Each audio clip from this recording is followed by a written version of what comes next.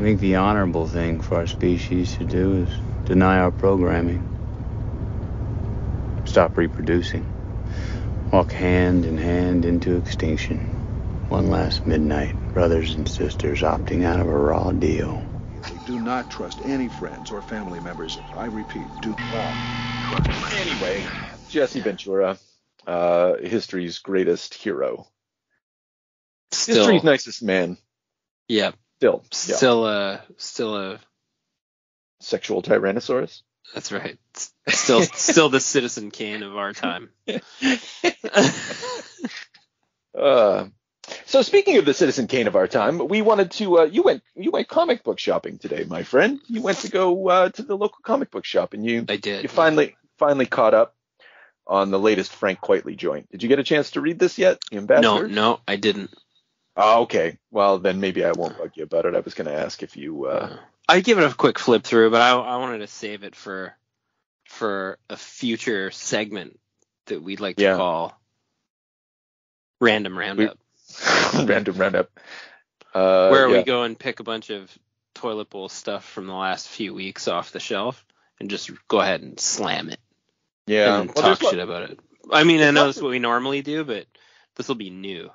Yeah, well, yeah, like we tend not to talk about brand new stuff. And even when we talk about something that resembles new, it's still a decade old. Yeah, or we wait till it's collected. Yeah. I like to get like a little shit sample in and just talk shit about something that's hot off the shelves that somebody has excitedly in their collection, and then we'll just tear it down. Yeah, unless we really like it. Could be good. There's a chance. Batman Spawn's really promising this week. Oh, yeah, with Capullo and the Todd father. I don't know, man. Yeah, I got donkey flogged by this fantasy American exchange rate, though. Oh. The dollar's not that fucking strong. Good Christ. Like, give me a break at the goddamn newsstand price. Yeah, sorry, buddy. Oh, God, it's like year 2000 over again. Yeah, it's very much like that. Yeah, the days of wine and roses are behind us, friend. Yeah, where it's like the dollar. Do you remember that? The dollar was on par. $1 Canadian was $1 US, and they were like, "Here, chum, the Canadian price is $39.95. The American price is $29.95." It's like, fuck you. Yeah. But yeah, that was. I digress. I remember though. It took a little while for the adjustment to happen, though. I think everybody was. Go ahead. No, I was gonna say. I think it was like didn't one store make the jump off and start giving American prices? And then we just everybody cut and run to that store, and then everyone started doing it. Yeah, it just took one brave soul to just do the right thing. To just not be a total piece of shit, just a small piece of shit. Yeah. You know what I got today? Speaking of brand building. 20 Timbit pack with only 19 Timbits in it.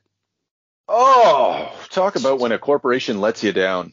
Do you know how that fucking feels? I can't imagine. Awful. It's terrible. Yeah. It's just so petty. Like this corporate greed, no bounds. Yeah. To people in the United States or elsewhere, I don't know. You probably, like it's the donut holes. Right? Yeah, that's right. We call them Timbits because they come from Tim Hortons, and they're just little balls of dough, and you buy 20 of them, and it's cheap as shit. It's an exuberant price. Oh, it's an exuberant. I don't ever go anymore. It's $5 now. What? It's fucking unreasonable. So, anyway, I felt right. Oh, everything's just not. It's not a good day for you. We need a hero. We need a proper hero. The real hero, a man of the people. A real corporate hero to come swinging down from the sky, from space, and set the world right. We need to read the Wildcats 3.0, I think. I concur. Yeah. James and James, Extinction Agenda. Today we're covering Joe Casey and I didn't look up how to fucking Dustin Nugent. Yeah. I'm gonna go with Nugent. There we go. So we just did the first two trade paperbacks, which is issue 1 through 12. Which brings us October 2022 to September of 2002 to September 2003. And and I want to shout out to the colorist on this. We'll get to it, but Randy Mayer, Yeah, is big important part of this book. I don't think that this pops without this particular colorist. As much as I like Nugent, the anyway, yeah. So anyway, we bought this way back when, and I loved it, but I hadn't revisited it for apparently 20 years. No, me either. It just sat on my shelf. My book, my Yeah. my white book, my collected version of it is like yellowed, just from sitting there parked. Yeah. And I had all the individual issues. So I had the issues up until 23. I didn't end up buying 24 because like even 22-year-old James was like, you know what? This is starting to suck. And I'm not buying this last issue, like it's nothing doing. Yeah. Is this the first 12 that we're reviewing? Yes, that's right. Yeah. Which are solid. This is solid, and it stays pretty solid. Dustin doesn't leave until issue 16, so it keeps a good head on its shoulders for a while, and they get one more like I saw a collected version of this, but I don't know that they collect it right through the whole thing. I'm not sure. Either way, it might as well not be in print. Like I don't think that this one doesn't really survive in the memory. There are some themes and moments that are problematic in this book.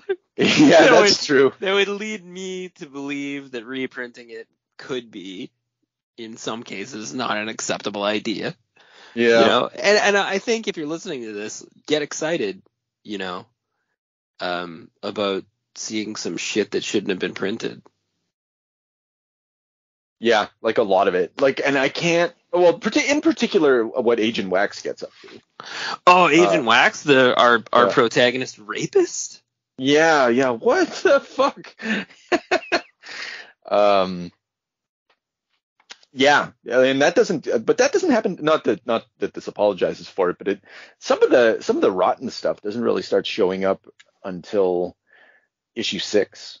It's like he turned it up a little notch at that point. But I think this book is it is an answer to my prayers. Because like what do I often complain about, like with Marvel movies and comics in general, is just like there's not enough fucking. And Joe Casey heard me and said, you know what, James, this is what you want. I don't think you do. I don't think that is what you want, because this is what it looks like. Also, the median, like when you're making a comic book, you can do anything you want.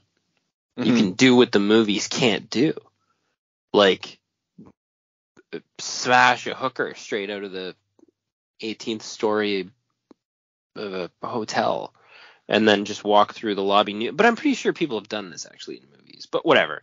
Yeah. Yeah. So Joe Casey, it's difficult to remember that Joe Casey in this era, from 1998 up until 2004, was a major superhero writer. He wrote Cable, he wrote Uncanny X-Men, he wrote Hulk, he was writing Superman at this time. He was writing X-Men at this time, he was writing Superman at this time. He wrote Mr. Majestic. Obviously, he did a long run on Wildcats. He had a long run even before this. After Scott Lobdell left, he was working with Sean Phillips, and then he had a bunch of Automatic Kafka and just a bunch of side projects. Like he's got a busy mind.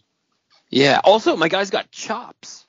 Like this was not a fuck around guy. No. This was like one of my favorite writers at the time.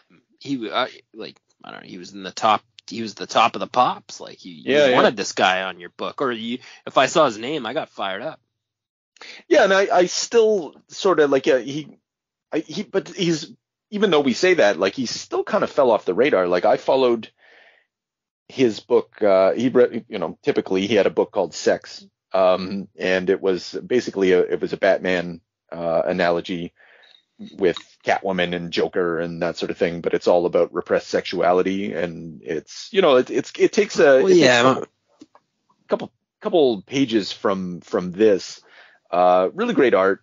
I've really enjoyed it. It's not done yet, but he's just got tons of side projects. That was the only one that I had really followed. Well, Joe's a bit. I mean, if you're gonna dip into this book, you're gonna find out that Joe's a bit of a deviant. He's some kind of sex pervert. Now, you did read an interview saying that he got pressure to turn up the heat because there was just too many people talking about smart things in this book.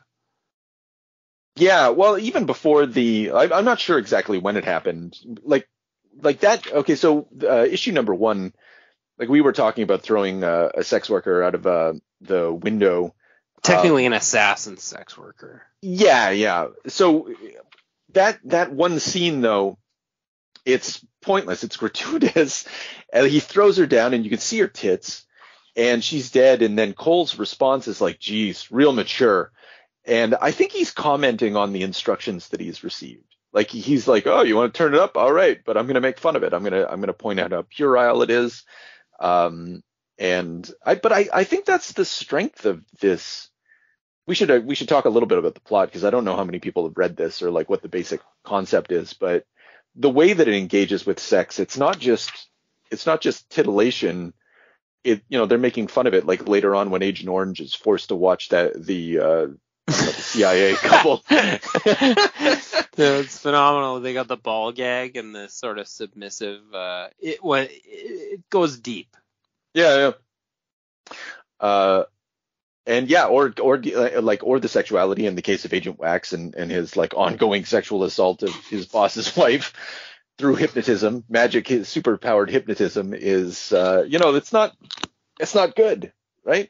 So it's either funny or it's dark, and there's no innocence to sex. No, because they're literally like using. So this is an anti. I kind of think it's an anti-corporate, like commentary on just not corporations sort of taking over the world and having unchecked power and writing their own policies and basically your alien Spartan from the Wildcats here has decided that he's going to sort of take an angle where he's going to try to make the best bid for humanity that he can, and he's going to do it by ruthlessly becoming what the United States corporate landscape is favors. Only he's going to do it privately and try and run roughshod. So he's going to hit every snag that's thrown at him. Mm-hmm. And that's kind of the weird groundwork for this. He's not likable. He is the sort of stories focused around him and him building. He's building. Basically, you can get an idea from building. He's trying to build batteries that never die. So with a battery that never dies means the end of a lot of money making for a lot of companies and people. And unlimited energy is just problematic because there's so many products lost. Yeah, and like so he's it threatens to on the one hand it threatens to save the world, and on the other hand it threatens to destabilize the entire world, like the entire power structure that's been established. And it will so Joe Casey had wanted this to be like 60 issues or something like that.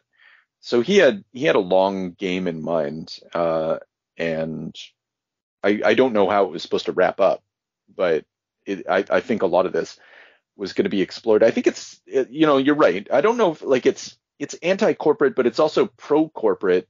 I think it's a post Grant Morrison book. It's also like post No Logo. It predates that documentary, The Corporation, by like I think they're kind of coterminous, like not coterminous. They're existing at the same time. But Wildcats predates it by like a year. It's funny because this sentiment was a deep concern at that time. Fight Club. Yeah. And then obviously, in recent years, corporations have done enough back alley policy work and branding that that sentiment and creative influx of people talking about this is gone, kind of. Yeah, it's taken different forms, but you're right. Like there was a moment in and it depends on who you talk to. Like we're pretty insulated from probably a lot of conversations on the left, but there was a time when it was like everybody was looking around and they were like, what the fuck, Nike, right? And again, no logo's really emblematic of that, like Naomi Klein's work. They were like, even again, this first issue.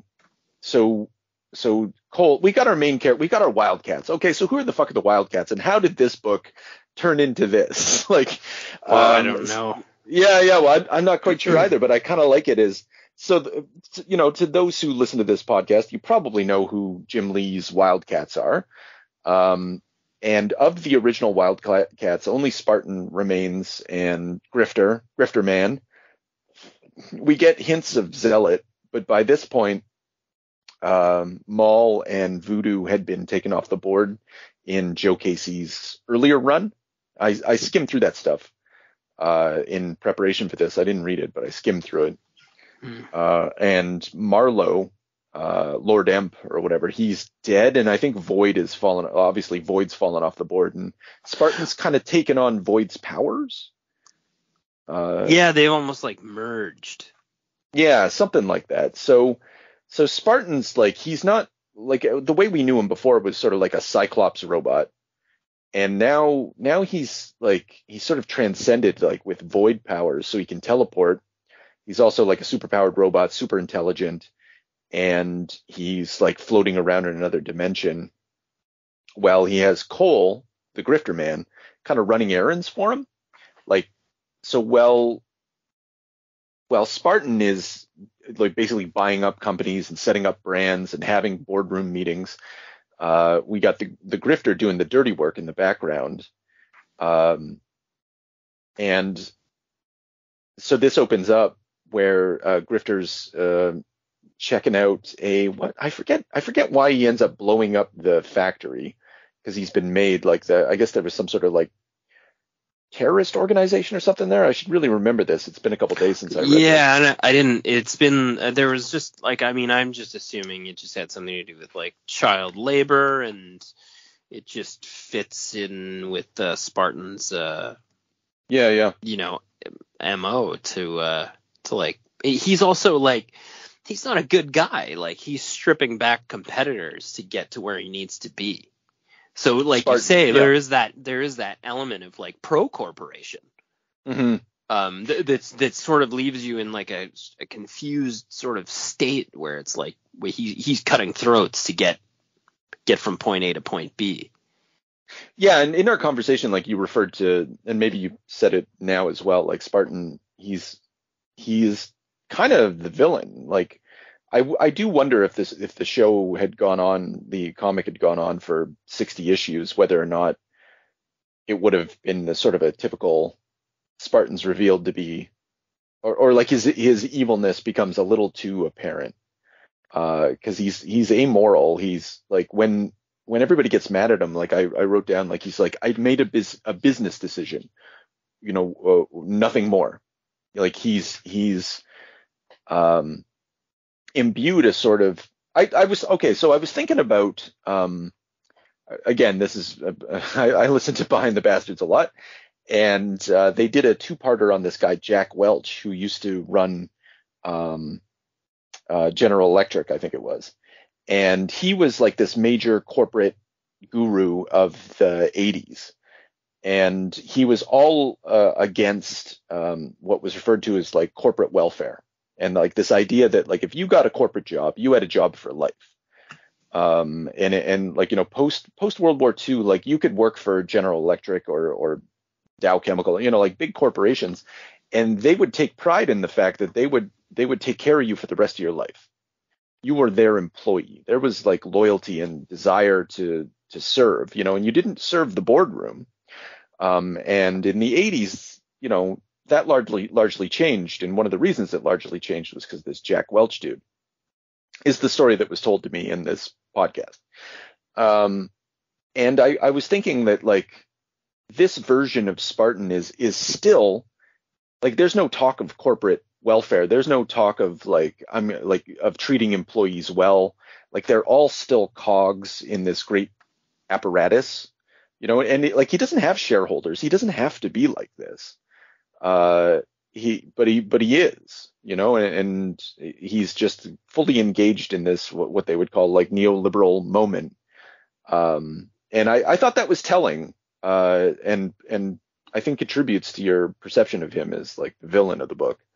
Well, and the funny part is too, though, and I imagine the same sort of thing with this story sort of maybe ending in a flip, mm-hmm. where this person ends up sort of flushing out more and more as the lead villain, but everyone is amoral and villainous. You're following a group of protagonists, and not a single one of them has any even halfway redeeming qualities. Grifter is established in the first 2 pages to be a murderer of women and somebody who engages in prostitution. Mm-hmm. And then Wax becomes a rapist. An active, he uses his superpowers to, you were saying, to hypnotize and just have his boss's wife just suck him off and just uses her up and then tells her to make up a fucking story and go home all beaten to hell. It's the grotesquerie, and I thought it was a one-off, and it just continues. Yeah, no, and it does continue. It just keeps going. And it's wow, it's a bit of a mindfuck. Even there's the other character they have that's Rendozo. Yes, she's collecting secrets. She's an information broker. And she's a scumbag, just going to the depths of wherever she needs to do, getting men for hire killed. I don't know, just not a single character on your main cast is even likable. Grifter somehow is likable, but it's because like we were saying, he blows up that factory, and then this is again also, I keep saying that this book is post things, but it's also post authority.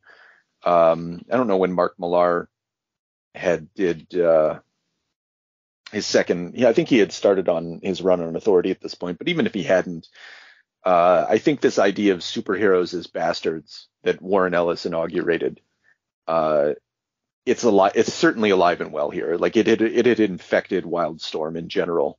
But they're the bastards for us. When Grifter blows up that factory, there's the guy, and he's like, you think you've achieved some victory here? I know you Americans, so blind to your own hypocrisy. Who do you think hired me to run this factory? Who do you think buys these shoes? And then he's like, I don't give a shit.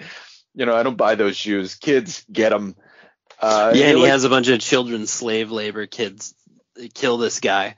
And then you can't help but like him. Also, at least Grifter's hooker murder is justified in that she tried to assassinate him. Oh yeah, for sure. I never get the sense that actually there's a strange way in which Grifter is the moral center of this book. There's two. I don't know if Dolby is the moral center. So we haven't even talked about the fact that two other main characters of this book are fucking accountants. That's true. And I can't, on the one hand, I love this book. I loved it to pieces, and I enjoyed rereading it. We haven't talked about Dustin's art yet. Oh, it's phenomenal. It's really good. Yeah, and he's the best worst artist that ever existed. Some of these faces and things that he draws, you're like, what the fuck is happening? But he passes I was like, does he pass the don't read the words test? Oh yeah. Yeah, he does. He really, really does. And and the fully rendered backgrounds and like everybody's emotions are largely legible. Sometimes you're like, well, I don't know what's happening there, but I don't mind because it has like a very particular style to it that is very appealing. Yeah, he literally. I'm looking at just like a random page with a car in it. It's legitimately a Nissan Altima from the time, like fully rendered. He doesn't have the badging written on it, but like, I recognize the car. Like that's above and beyond. That's yeah, and the style, everybody's style looks really good. Like one problem with a lot of extreme, image art is a lot of these guys they don't have fashion sense. Like when they design things, and Dustin here does, like for a lot of the time, like everybody looks great. And I know it's hard to fuck up Grifter, but he draws an excellent Grifter. You could make that pretty boring. He changes. Like I don't know if you noticed, but he changes like Grifter often is in like full different wardrobe. His masks are different. His goggles are different. Like he's just always like fully equipped. Like, I don't know. It's cool. Oh, right. I see him in his little gas mask, his Grifter gas mask. I didn't even think about that. Grifter's a tough customer, man. He's hard to handle. Like he's problematic if you get into a scrape.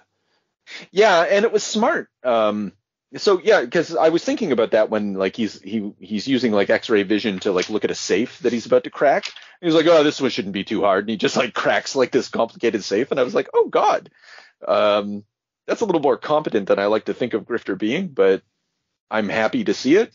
And then the other smart move is he obliterates Grifter's legs, like in the first trade paperback. That's right. Leaving him in a fucking wheelchair through most of it, and you're like everything about this book does its very best to like just strip away, like it'll talk explicitly about the cliches of superhero comics, and that's fine, but it'll also, instead, it doesn't just talk about it, it really tries to pull it away. And getting back to what we were saying about these people being really amoral, they still have a heroic mission. Like, I think that's what allows us to enjoy it as much as, like, I might enjoy it anyway, because this is just enjoyable. But I don't mind the fact that Spartan literally goes for a walk into outer space for 2 pages. It's just like, it's a nice silent walk into space like a god. And because like an endless energy source, such as like a battery that would never die, is what we need.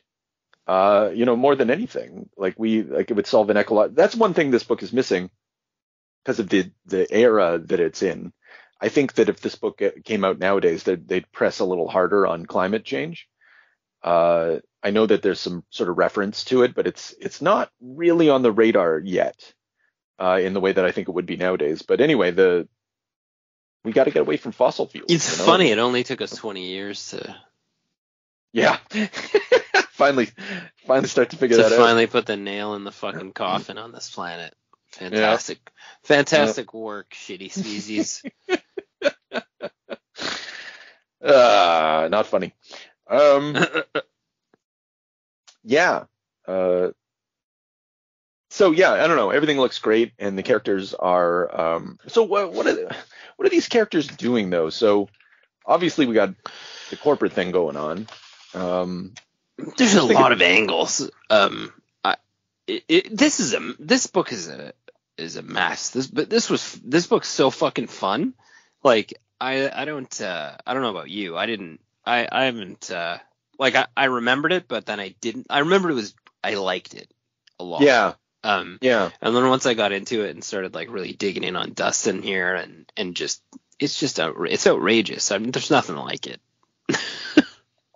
Yeah, there really is, and like it, and I know why, because because it is sort of didactic. Like I accuse things of being that, but it's like it's trying to. That's another reason I call it like post Morrison and post Warren Ellis and stuff like that, because like it's a comic about ideas, and that's never going to be like a big selling feature for people. You know, like this book will challenge you, but it like not in like an Alan Moore sort of way. Like we're not at that level, but it's fun, it's thoughtful, it's violent, it's sexual, it's well illustrated, and yeah, like getting to the colorist. I love how everything glows in this. I just don't think this book works without the coloring. Everything really pops, and because I hate computer coloring generally, because a lot of the time it just feels like really bright, normal colors, and I'm just like, well, just give me comic book colors, you know? Like if it looks like you colored it on fucking Photoshop, then I'm gonna be bored. And this looks like Photoshop, of course, because it is like some sort of complex version of it, but it's very competent. Yeah, because it has unusual. He does unusual textures on shirts. He does like granite countertops, puts a shine on things, but he uses it like sparingly. Mm-hmm. And he uses it to pop like a bit of like a fade out to pop like 3D images to sort of make more depth in the picture. Like when I can see Wax walking through a plane. There's really it's like, I mean, unusually competent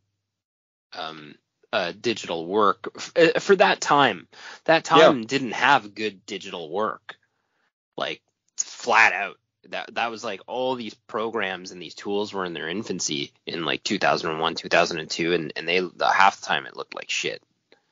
Yeah, that was another, and I'll do it again. This is another post-authority thing, because Laura Dupuis, who's now Laura Martin, like she led the way on how to computer color, and I think and she was at Wildstorm, and so I guess maybe there was some cross fertilization there, or maybe, I don't know, maybe Richard was always this good, but he didn't get the Image and Wildstorm in particular never fucked around on coloring. They were always very good on that, and that might be Jim Lee's eye. Yeah, there's always like an extra like artistic vibe that like came from. I mean, it all stemmed back from Image. That was the only thing the guys had going for them, was they were the best artists in the world. Also, I wanted to mention quick the cover designs from Hughes. Very odd choices of covers, and they'd put a product that looked like a real product on almost every cover. Yeah, like a real battery, a real pair of glasses from Halo, brand, and it's just very interesting because it makes I remember at the time too, it made the single issues really pop on the newsstand. You're like, hey, well, what is that? Yeah. Is that a comic? No, that's a good point. Like it seems like a magazine cover a lot of the time, and it is literally a magazine cover. But like comics, they don't take advantage of covers enough, and this book, this was the whole package. Like Dustin's covers were fantastic. I think he was doing it with someone's assistance. I don't remember who, and it's not immediately apparent to me. Oh, with Ryan Hughes, yeah. Original covers, yeah, Dustin and Ryan. And yeah, excellent combo. Like this is the stuff. Like you're right. This wouldn't fly nowadays. Like post Me Too, like this would, like Joe Casey would absolutely get drummed out, which is unfortunate because like no one's good in this book. Well, also like he's telling this is a fictional story, and things that aren't nice happen in the real world, and that's something that's kind of lost in 2023. Yeah, in certain medias. No, it's true. There's a recent controversy. Takes us far afield, and whether it's warranted or not, I don't. So someone like Fantagraphics book got nominated for an Eisner, and the guy who did the book, I don't remember anybody's names because I don't really give a shit, but I was flipping through one of the the articles, And the guy teaches at some school that teaches cartooning, and apparently he's a real piece of shit. And his students hate him because he says all these like really awful things, and there's tons of allegations, but none of them are like he raped me. It's just like he's a piece of shit. He said, he sometimes says something that's like really borders on racist, but he didn't really do anything so far as I can tell. But Right. It's just all these people coming out of the woodwork and Yeah. they're like, yeah, take him down, and I'm just like, well, that's not how this works, Like, it's funny you say that. That happened too. Actually, this is funny if anybody is a hockey fan, because they just watched a bunch of Canadian teams get blown right out of the water. The Toronto Maple Leafs had a coach a few years back, Mike Babcock, who won a number of Stanley Cups with the Red Wings, and he's an older guy. And he got like, I don't know, like I guess like sort of, I'm not going to I always use buzzwords, and I feel like it makes me seem like a fucking righty apologist or something. Right. But like he got basically like, he got like modern aged out by this young group of new millionaires that they hired, Austin Matthews, and one of the big contributors was apparently this Mitch Marner, who apparently he made him cry by just like aggressive coaching tactics. He wasn't a villain or a bad guy, but they basically, this guy is a champion. He won Team Canada's gold medals, all of them.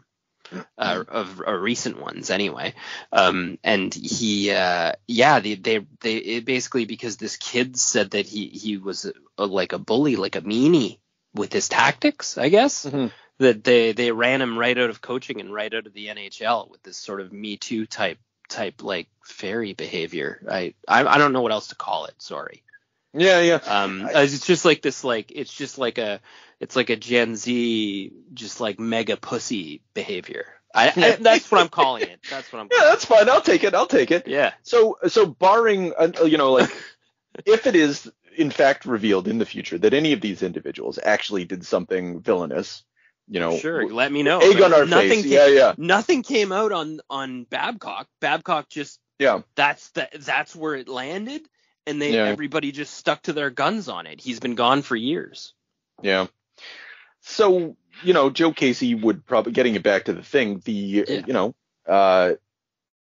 this guy created like Ben. That's another thing we don't talk about nowadays, but it just always blows my mind. Like, this guy created Ben 10. Like, he's him and his guys. He's got like this. I forgot about that. He's like in addition to being like at the center of superhero comics in at the beginning of the millennium, he's his guys, like, he's part of a writing collective, the Man of Action writing collective. They created Ben 10. They worked on Avengers, Spider-Man, Sonic, Mega Man. They got a bunch of hits, and he's like, this book, I'm surprised that this hasn't come out of the woodworks on him, and I'm glad it hasn't, of course. Like, and I don't think it should. And perhaps some of the reason is, one, it's forgotten, and then two, it's a fun, thoughtful book. Like, if someone with a left-leaning ideology came at this book and thought that it was like promoting any of this, like, they'd have their head right up their ass. Because most of it's done like ironically or in literal pure comedy. It's even displayed, like you talked about Grifter saying, like, real mature. Like, it's even displayed in a way that's like aggressively almost like sarcastic. Like, even the sex scene with the yes dear with the ball gag and the paddle, where she's staring at Agent Orange and making you don't take your eyes off us. While he's like paddling his wife or whatever in some BDSM, like a horrible scene. It's just it's so weird, but it's done in such a way that it's just like there to be obnoxious, like there to pop the book. Like, I don't know, and that's all it is. And it's done with every villain or are people of like moral low ground, and it's just that none of it's excused. It's even in the book. Yeah, I think this is emblematic. Again, I think this is in the first issue. Agent Wax shows up at a bar, and Grifter's in the corner, and he's like, "There you are. How was Nam?" And he was like, and Agent Wax, who works for the National Park Service. That's funny too, and they're the ones who are in charge of superheroes, taking care of them. Anyway, he's like, and Grifter had just come back from Nam, where he blew up that factory, and like, how was Nam? And he's like, it was hell. He was like, so you were in the shit? And he's like, you're hilarious. Yeah, I was in the shit. And I like that little exchange. It's just that's not, that's explaining the joke on my part, but I just think that it's emblematic. There's a lot of moments in this book that are emblematic of how this book is, but that one struck me as well. It was just like, it's constantly making fun of itself. It's like finding these jokes. Later on, when he'll teach the accountant how to be a badass, he teaches him even how to do like witty repartee, and when someone he's doing the training, where was it? Yeah, and he's like, okay, Jesus, okay, try it again. It's a standoff. Someone tells you time to get to the point of the lesson, Grifter. You say, and he's like, how about we skip to the final exam? And yeah, it's just it's a comedy book, like it's got a serious message, but it's just a funny. Oh, it is. Yeah, it's so satirical in that way, like a just a black comedy, and like there's like Grifter's like hilariously like just a fucking bum of a mercenary looking guy, but he just like sexualizes himself. There's just so many little funny things. And then the kid that goes as full assassin. Oh, like that agent, like Rendoza's son? Or you like I don't know, what was his name? Donnie, something like that? No, the little girl. Oh, when they go, oh, right, yeah. When Grifter gets his legs all shot up. Yeah, bitch. I love that. Again, I don't think we commented on like, maybe we did, but this thing like does not fuck around with swears, and I appreciate that as well. That is something that's missing from comics in general. Like all the swearing in this feels like someone who knows how to swear. Sometimes it's a little over the top, like when that little girl fucking fires the gun. What does she say? You hurt my yeah, you goddamn ass fucking shithead. Shoots up his legs. Oh yeah, she peppers his legs with a fucking Uzi. Yeah. Yeah. I remember, I think another thing that added to my enjoyment of this, and I think we're going to feel this way for a little while to come, is just like post Sandman. Oh, what a treat. Oh, this is what you need after Sandman. Yeah. It's just, like not still smart, but not too serious. Just dialed up to 10 for machismo. Yeah. And then also making fun of the machismo, maybe why not? Yeah. Everything's up for grabs. Grifter in the wheelchair just killed me though. Like putting the guy and then also like to give you like these phenomenal fucking rendered gunfights. Like gunfights, like just beautiful gunfights in the first like 5 issues. Just unbelievable things that you almost never even can see rendered in a comic. Like just fucking pure bliss gunfights, and then just fucking shoot the guy's legs up and put him in a wheelchair. It's like a fuck you. Wow, it would have been so cool. Like again, imagine 60 issues, like eventually. So I'll spoil it for you a little bit. In order to handle the fact that he can't walk, he ends up, that cyborg chick that they find in the vats. He gets that guy that works for Rendozo, Ramon, the kid. He makes it so that way, like Grifter can put his mind inside that robot body, the cyborg body, and then like so he's basically in a woman's body with the Grifter mask, and he's fucking goes on missions. That's hilarious. Yeah, and then eventually he would have come back, right? Like after 60 issues. Well, yeah, he was rehabilitating by the end of book 2 here. Like we're just trying to. Yeah, but he remains by issue 24 like unrehabilitated. So like there would have been a comeback for him, like it would have been awesome. Like all the stuff was there. Such an unfinished symphony. Just sad. But at least we got what we got, even if it's forgotten. Yeah, you got that first shocking boss's wife blowjob. Oh shit, he wasn't kidding. That was just so crass and grotesque. I was shocked actually. I'd forgotten about all of that, and I was amazed. Oh man, and they don't skimp around. Like when he hypnotizes her, basically he's date rape drugging her. Because she becomes like all floppy and like unconscious and then she comes to every once in a while and will be like angry with him, and he like later on he'll actually have a conversation with her and he's like, we've had this conversation before, you said the same thing last time, and then he just knocks her out again. You know how he gets caught? He gets caught? Yeah, sorry again, spoilers. Because he fucks so he's at that dinner, right? At the end of book 2. Oh yeah, that's right. And they're fucking in the generator room.